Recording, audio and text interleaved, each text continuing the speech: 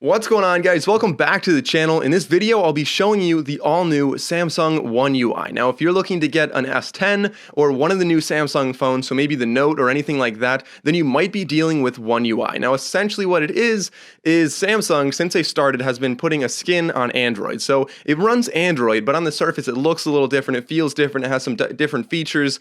And so in this video, I'm going to show you 13 of my favorite features of One UI. Some of them are specific to the S10, although most of them are pretty generic for any phone running One UI. So before I get too into this, I want to say you're probably seeing a lot of other videos out there where people tell you how great it is with one hand, everything's down at the bottom, they tell you about dark mode, and then they tell you how bad TouchWiz was and like all the other ones from before. So in this video, I'm really not aiming to do that. I'm really just going to show you 13 of my favorite features. Some of them are specific to the S10, although most of them you can probably use on the Note or a lot of the other phones that might be using One UI. The first one, and again, not in any particular order, but you can go down to device care within settings and you can actually optimize your phone really quickly with just one quick button. So rather than going in and changing, your brightness and all these other settings to optimize your battery and maybe other settings to clear your cache and free up some RAM, even though this is a very powerful phone, it's great to just optimize everything with one quick button there. It'll also make sure that everything's secure. If you're running background apps, it might close them.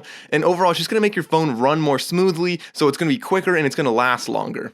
Number two is the palm swipe option, where you can literally just swipe your palm across the screen and it'll take a screenshot. On the bottom, it shows you that you took a screenshot and you can go and like edit it, circle things, whatever, and then share it with other people, whatever you want to do. It's cool that you can just take a screenshot by swiping your palm instead of having to use the button. Number three is the edge panel. So if you swipe over from the edge, you'll have a panel right there and you can really customize this to have whatever you want. You can have multiple edge panels. So right now those are apps that I chose to put right there. I can swipe over and get into some quick tools where I have like a flashlight, I have like a ruler, a surface level, and a bunch of things like that. You can also go into the Galaxy store and get quite a few more. Some of them will have shortcuts to websites or maybe little games or whatever you want. There's a lot of different options to have on the little sidebar. Number four, of course, a lot of people say this, but I can't not say it, and I have to point it out. There is night mode on here, so if you go into your display settings, you can turn it into a dark mode, easier to look at. You can also add a blue light filter, and sort of how I want to tie that into another thing is if you go down to advanced settings, you can go into Bixby routines and you can actually change like different times of the day, different locations, maybe if you're connected to Bluetooth, and you can change a lot of things on your phone. And so for example, if you say every time, it's like 10 p.m. or something and you want to go to bed or you want to get ready to go to bed, you can tell it, hey, go into night mode where the screen gets, everything gets darker, turn the brightness down, the settings look black on the background, and a lot of other apps do as well. And maybe you want to turn on a blue light filter. So, Bixby routines are really cool, and I sort of just want to tie that into number four right there as something that Samsung's One UI is able to do right now. Hey guys, so before we get to the next one, I want to really quickly say if you enjoyed this video or literally find any value in it at all, please remember to go down and like and subscribe so that more people can see this video and gain the same value out of it that you did. So before we go to number five, I want to show you really quickly, if you swipe down, this is what everyone talks about where it's easier to use with one hand in pretty much any setting you're in. If you just swipe down, you can reach everything with one thumb. So definitely cool there. A lot of people mention it, and it is really a nice feature about Samsung's One UI. So next, we're going to go to Bixby key. This is number five. Now, I know a lot of people don't like the Bixby button, but what is cool about this is actually you can change what it's going to do. So you can say single or double press will do Bixby. Now, you can't get rid of that, but what you can do is change whichever one is not Bixby, so either single or double press. Right here I say single press is to open Bixby, double press you can open an app, or you can do a quick command so you can open up like a Bixby routine or something.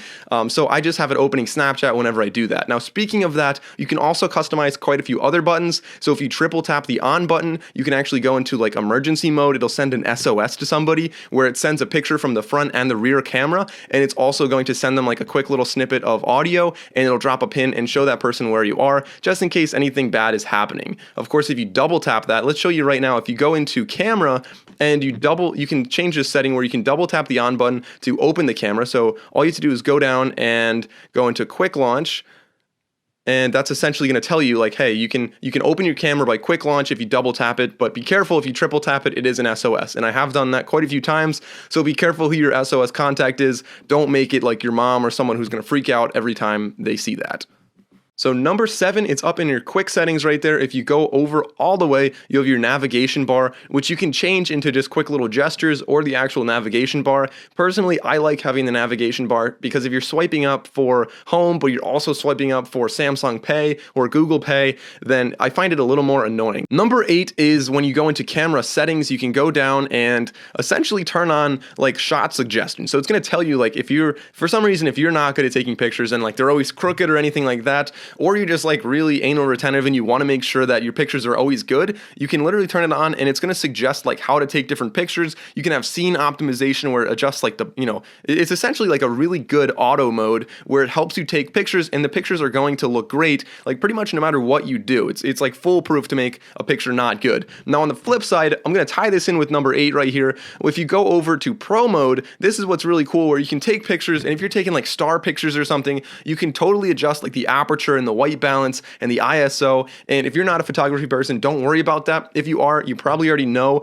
like the power that you can do with that without getting a third-party app. So really cool. You also have, of course, food mode right there. If you maybe post food pictures on Instagram, I don't know. Does anyone do that? That was something that people did like 5 or 6 years ago. I don't know. Let me know if you post food pictures on Instagram. Let me know in the comments below. But of course, there's also an Instagram mode, which once you take a picture, it's going to send it right over to Instagram. And so if you want to follow me on Instagram, I'll put the link right there, and you can see my awesome picture of this soda. Number 9, let's go on down to advanced settings, and what you can do here is actually turn on dual messenger. And I think this is really cool because if you have maybe like 2 different Snapchats or 2 different Facebook accounts, you can't sign into Facebook with 2 different accounts unless you turn this on. They'll allow you to use like different contacts lists and things like that. You can also have a dual SIM in the S10 as I mentioned before. So just more cool ways you can have one phone to do more than just one thing. So number 10 is the ability to have like mini apps. I don't know how else to refer to this, but if you're using like Messenger or if you're using YouTube or something like that, you can literally just, while your video is playing, go down to the bottom left right there, and it'll make it like a mini mode. You can go to home, and essentially what you have is a video playing in the corner of your screen, and then you can go and open like other apps or whatever you want to do, and it's essentially going to be doing like, just playing that in the corner. If it's maps, it's going to show you like your next direction in the corner, and it's just a really cool little feature. If you want to get it back, you just go and jump right back into full screen. So speaking of apps, number 11 here is the quick app option where you can go and tap and hold on an app from your home screen. And of course, they're going to give you like, you can go to app info and whatever, but you also have the quick little options below that. So it'll say like create a message for Messenger. Or if you want to go to like Google Maps, you can tap and hold that and you can quickly navigate home. Or if you look at maybe like gallery, you can tap and hold and you can search gallery. If you want to quickly take a photo or a video, you can go and tap and hold that. So each app has its own specific quick options right there, but it's definitely a really cool way that you don't have to go and open apps and go to certain things. Like your quick options are going to be right there, and they're probably what you're going to be opening the app for most of the time. Now, one of the deeper settings here, if you go down to accessibility, first of all, I want to say the accessibility is very impressive for anybody that might have like a disability with hearing or vision or maybe dexterity. They really accommodate a lot of different people that might have different disabilities that can't use a phone as easy as maybe you and I can use it.